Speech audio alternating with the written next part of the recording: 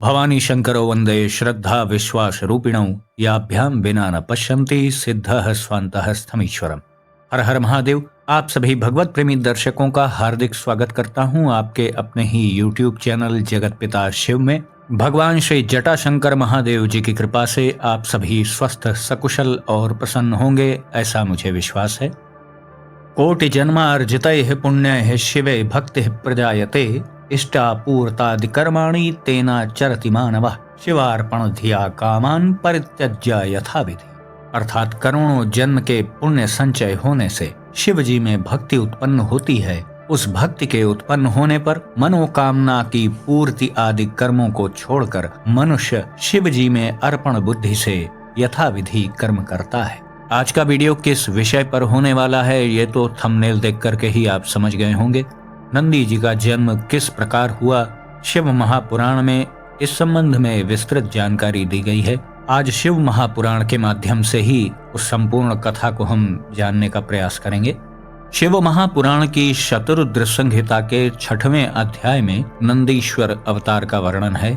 इस अध्याय में ब्रह्मा जी के पुत्र सनत कुमार जी नंदी बाबा से कहते हैं, आप महादेव के अंश से किस प्रकार उत्पन्न हुए और किस प्रकार शिवत्व को प्राप्त हुए। हे प्रभु, मैं वह सब सुनना चाहता हूँ, अतः आप मुझे बताने की कृपा करें। सनत कुमार सर्वज्ञ सावधान तया शृणु यथा हम च शिवम प्राप्तो महादेवांशजो मुने प्रजा कामः शिलादो भूत दुक्तः पितृभिरादरात् तदुद्धर्तुमना भक्त्या समुद्धारमिभीप्सुभिः। अर्थात नंदी जी बोलते हैं, हे सनत कुमार, हे सर्वज्ञ, हे मुने, जिस प्रकार शिव जी के अंश से उत्पन्न होकर मैंने शिवत्व को प्राप्त किया है उसको आप सावधानी पूर्वक सुनिए।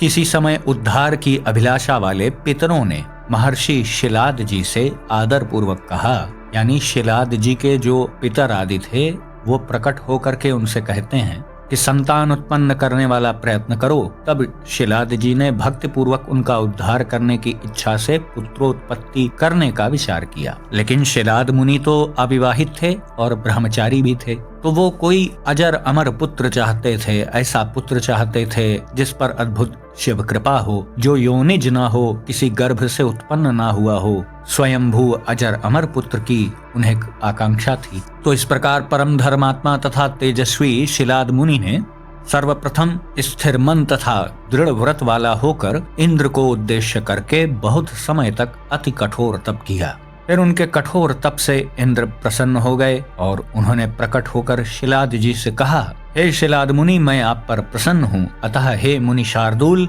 आप कृपा करके वर मांगे। तब शिलाद मुनि देवराज इंद्र को प्रणाम करके स्तोत्रों के द्वारा आदर पूर्वक उनकी स्तुति करते हुए हाथ जोड़कर उनसे कहने लगे, शतक्रतो सुरेशान संतुष्टो यदि में प्रभो अयोनिजम मृत्युहीनम पुत्रमिच्छामि सुव्रतम। अर्थात शिलाद मुनि कहते हैं, हे इंद्र, हे सुरेशान, हे प्रभो, यदि आप मुझ पर प्रसन्न हैं तो मैं आपसे अयोनिज यानी जो किसी गर्भ योनि आदि से उत्पन्न ना हुआ हो ऐसा अजर अमर उत्तम व्रत वाले पुत्र की मैं आपसे कामना करता हूँ। तब देवराज इंद्र बोलते हैं, पुत्रम दास्यामि पुत्रार्थिन न्योनिजम मृत्यु संयुतम अन्यथा तेन दास्यामि मृत्युहीना न सन्ति वै। अर्थात देवराज इंद्र बोलते हैं, हे पुत्रार्थिन यानी हे पुत्र की कामना करने वाले, मैं आपको योनि से उत्पन्न तथा मृत्यु को प्राप्त होने वाला पुत्र तो दे सकता हूँ, लेकिन इसके विपरीत गुणों वाला पुत्र मैं आपको नहीं दे सकता हूँ, क्योंकि मृत्युहीन तो कोई है ही नहीं। जो जन्म लेगा उसको मृत्यु तो प्राप्त करनी ही है। मैं आपको अयोनिज तथा मृत्यु रहित पुत्र नहीं दे सकता हूँ। हे महामुने, अजर अमर पुत्र तो ब्रह्मा और विष्णु भी नहीं दे सकते, क्योंकि वो दोनों तो स्वयं ही भगवान सदा शिव जी के शरीर से उत्पन्न हुए हैं और उन दोनों की आयु का प्रमाण भी वेदों में अलग अलग कहा गया है। इसलिए हे विप्रवर, मृत्युहीन एवं अयोनिज पुत्र की कामना प्रयत्न पूर्वक छोड़ दें और अपने सामर्थ्य वाला पुत्र ही प्राप्त करें। हाँ, यदि देवाधिदेव महादेव रुद्र आप पर प्रसन्न हो जाएं, तो आपको अत्यंत दुर्लभ अजर अमर पुत्र प्रदान कर सकते हैं। हे महामुने, भगवान विष्णु और ब्रह्मा भी अजर अमर पुत्र आपको नहीं दे सकते हैं। यदि इस प्रकार के पुत्र को प्राप्त करने की आपको कामना है तो आप महादेव जी की आराधना कीजिए तो महान सामर्थ्य वाले सर्वेश्वर महादेव आपकी इच्छानुसार आपको अजर अमर पुत्र अवश्य प्रदान करेंगे। इसके बाद नंदी जी अपनी ही कथा सुनाते हुए सनत कुमार जी से बोलते हैं, एवं व्याहृत्य विप्रेन्द्र मनुगृह्य च तम गृही देवैर्वृतः सुरेशाना स्वलोकम समगान मुने गते तस्मिन् शवरदे सहस्त्राक्षे शिलासनः आराधयन महादेवम तपसा तोषयत भवम। अर्थात नंदी जी सनत कुमार जी से फिर कहते हैं, इंद्र शिलाद मुनि से इस प्रकार अपने वचन कहकर उन पर अपना अनुग्रह करके देवताओं के साथ अपने लोक को चले गए। वरदाता इंद्र के चले जाने पर वे शिलाद मुनि महादेव की आराधना करते हुए अपनी तपस्या से शिव को प्रसन्न करने लगे। अथ तस्यैव मनिषं तत्परस्य द्विजस्य वै दिव्यं वर्ष सहस्त्रम तु गतम क्षणमिवाद्भुतम। अर्थात इस प्रकार रात दिन तत्परता पूर्वक तपस्या करते हुए उन शिलाद मुनि के 1000 वर्ष एक क्षण के समान ही बीत गए। यह अत्यंत आश्चर्यजनक घटना थी। उनका समस्त शरीर बिल्कुल रूखा हो गया था। रुधिर पान करने वाले लाखों कीड़ों से युक्त उनका शरीर हो गया था। विभिन्न प्रकार के जीव जंतुओं ने वहां पर बामियां बना ली थीं। उनका शरीर मांस और रक्त से रहित हो गया था। बामी में स्थित उन मुनि श्रेष्ठ शिलाद की हड्डियां ही केवल बची रह गई थी। तब शिवजी ने प्रसन्न होकर उन्हें दिव्य गुणों से युक्त अपना दिव्य शरीर दिखलाया, जिसे कुटिल बुद्धि रखने वाले कभी प्राप्त नहीं कर सकते हैं। अब सभी देवताओं के स्वामी शूलधारी शिवजी ने 1000 वर्ष तक तपस्या कर रहे शिलाद मुनि से कहा कि मैं आपको वर देने के लिए ही आया हूँ। महासमाधि में लीन वे महामुनि शिलाद भक्ति के अधीन रहने वाले शिवजी की उस वाणी को नहीं सुन सके। तब शिवजी ने अपने हाथ से मुनि का स्पर्श किया। तब मुनि श्रेष्ठ शिलाद ने तपस्या छोड़ी। उसके बाद नेत्र खोलकर पार्वती जी के सहित शिव जी का दर्शन प्राप्त कर शीघ्रता से आनंद पूर्वक प्रणाम करके शिलाद मुनि उनके चरणों पर गिर पड़े। तत्पश्चात प्रसन्न चित्त वे शिलाद मुनि कंधा झुकाकर हाथ जोड़कर हर्ष के साथ गदगद वाणी में परमेश्वर की स्तुति करने लगे। ततः प्रसन्नो भगवान देव देवस्त्रिलोचनः वरदोस्मीति तं प्राह शिलादं मुनि पुंगवम्। तपसानेन किं कार्यं भवते हिम महामते ददामि पुत्रम सर्वज्ञम सर्वशास्त्रार्थ पारगम। अर्थात उसके बाद प्रसन्न हुए देवाधिदेव त्रिलोचन भगवान शिव जी ने उन मुनि श्रेष्ठ शिलाद जी से कहा, मैं आपको वर देने आया हूँ। हे महामते, इस तपस्या से आप क्या फल चाहते हैं? मैं आपको सर्वज्ञ तथा सर्वशास्त्र वेत्ता पुत्र दे रहा हूँ। तब यह सुनकर शिलाद जी ने शिव जी को प्रणाम करके हर्ष के कारण गदगद वाणी में उन चंद्रशेखर जी से कहा, महेश यदि तुष्टोसी यदि वा वरदश्च में इच्छामि त्वत्समं पुत्रम मृत्युहीनमयो निजम। अर्थात शिलाद जी बोलते हैं, हे महेश्वर, यदि आप मुझ पर प्रसन्न हैं और मुझे वर देना चाहते हैं तो मैं आपके समान ही अजर अमर मृत्युहीन पुत्र चाहता हूँ। शिलाद ऋषि के ऐसा कहने पर भगवान शिव प्रसन्न चित्त होकर मुनि श्रेष्ठ शिलाद से कहते हैं, पूर्वमाराधितो विप्र ब्रह्मणाहं तपोधन तपसा चावतारार्थम मुनिभिश्च सुरोत्तमैः तव पुत्रो भविष्यामि नंदी नाम्नः त्वयोनिजः पिता भविष्यसि मम पितुर्वै जगतां मुने।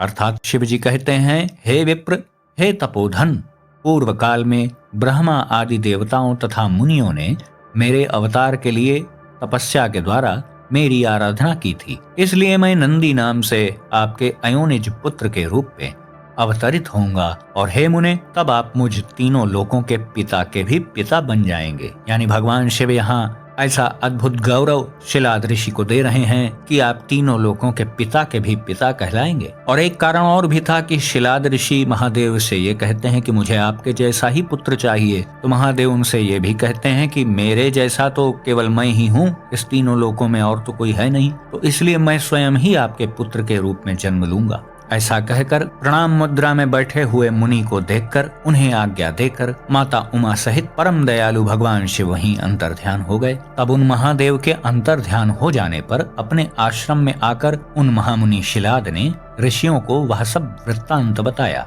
कुछ समय बाद शिलाद मुनि यज्ञ करने के लिए यज्ञ स्थल का शीघ्रता से निरीक्षण करने लगे और तैयारी करने लगे।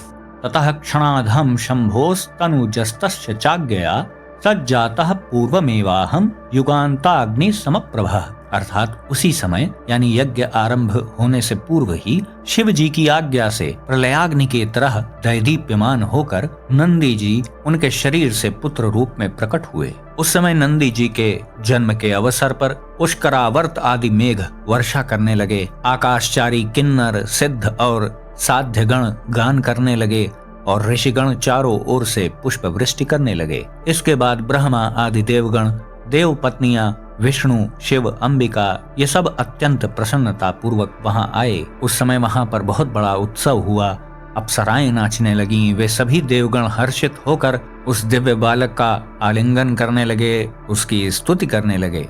वे सभी देवगण उन शिलाद मुनि की प्रशंसा कर तथा उत्तम स्तोत्रों से शिव एवं पार्वती जी की स्तुति कर अपने अपने धामों को चले गए। अखिलेश्वर शिव शिवा भी अपने धाम को चले गए और शिलाद ऋषि भी प्रलयकालीन सूर्य और अग्नि के समान कांतिमान 3 नेत्रों से युक्त 4 भुजा वाले जटा मुकुटधारी त्रिशूल आदि शस्त्र धारण करने वाले दैदीप्यमान रुद्र के समान रूप वाले तथा सब प्रकार से प्रणाम करने के योग्य नंदीश्वर को बालक के रूप में देखकर परम आनंद से परिपूर्ण होकर प्रेम पूर्वक प्रणाम करने लगे।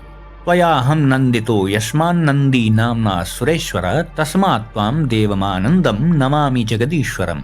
अर्थात शिलाद ऋषि कहते हैं, हे सुरेश्वर, आपने मुझे आनंदित किया है, अतः आपका नाम नंदी होगा और इसलिए आनंद स्वरूप आप प्रभु जगदीश्वर को मैं प्रणाम करता हूँ। इसके बाद नंदी जी सनत कुमार जी से अपनी कथा को बताते हुए आगे कहते हैं, मया सह पिता हृष्टः सुप्रणम्य महेश्वरम उटजम स्वम जगामाशु निधिम लब्ध्वेव निर्धनः। अर्थात नंदी जी कहते हैं, हे सनत कुमार जी, पिताजी यानी शिलाद ऋषि उन महेश्वर को भली भांति प्रणाम करके मुझे साथ लेकर शीघ्रता पूर्वक अपनी पर्णकुटी में चले गए। वो इतने प्रसन्न हुए कि मानो किसी निर्धन को धन का भंडार मिल गया हो। तो आपने देखा कि किस प्रकार भगवान महादेव जी ने नंदी का स्वरूप लेकर के शिलाद ऋषि का पुत्र बनना स्वीकार किया और उनकी अजर अमर पुत्र प्राप्त करने की इच्छा को पूर्ण किया। इसके आगे का और भी बहुत वृत्तांत है। दूसरे अन्य वीडियो में इसके आगे का वृत्तांत आपको अवश्य बताया जाएगा। फिलहाल तो हमें नंदी बाबा से एक चीज अवश्य सीखनी चाहिए, वह है निष्काम भक्ति। आप सदैव देखिए कि भगवान शिव के सम्मुख ही नंदी जी विराजमान रहते हैं और सदैव ध्यानस्थ रहते हैं। मेरी दृष्टि में निष्काम भक्ति के सबसे बड़े उदाहरण या तो बजरंगबली जी हैं या तो नंदी बाबा हैं, और दोनों ही रुद्रांश हैं। जिस प्रकार से राम भक्तों के लिए हनुमान जी का बहुत महत्व है, उसी प्रकार शिव भक्तों के लिए नंदी बाबा जी का भी अति महत्व है। तो आज का वीडियो हम यहीं समाप्त करते हैं। आशा करता हूँ वीडियो आपको पसंद आया होगा। यदि वीडियो आपको अच्छा लगा तो इसे लाइक करें, अपने मित्रों बंधु बांधवों के साथ शेयर करें। इस चैनल का वीडियो यदि आप पहली बार देख रहे हैं तो कृपया चैनल को सब्सक्राइब करें और बेल आइकन को भी अवश्य प्रेस कर दीजिएगा।